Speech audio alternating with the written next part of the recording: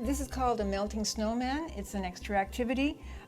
We have 3 letters in a word. They have to guess the word. They guess on the letters. If the letter's wrong, I erase one part of the snowman as it melts. If it's correct, the snowman stays intact and I put the letter in.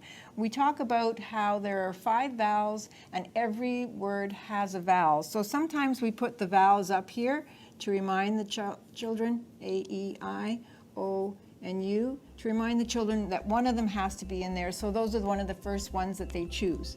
So say they have an A and it's not an A, so I put the incorrect letter down here so that they know not to guess it again, and I take off his hat. Another child says P, I say, sorry, it should be a vowel. Another child says I say yes, an I, and I leave the rest of the snowman. So now the children have to think, what word would fit with an I in the middle of it? They just don't guess on letters anymore, they have words. So they're thinking about so many more spelling words than we're actually putting in here. So one child might say an H, no, it's not an H, take away one of the I's. Another child says a P, it is a P, put a P and you leave them in. Now they're starting to think, P, so what letter would make sense? So they're going through a whole bunch of spelling lists in their heads, and one child says G and it is a G. So they didn't have the melting snowman.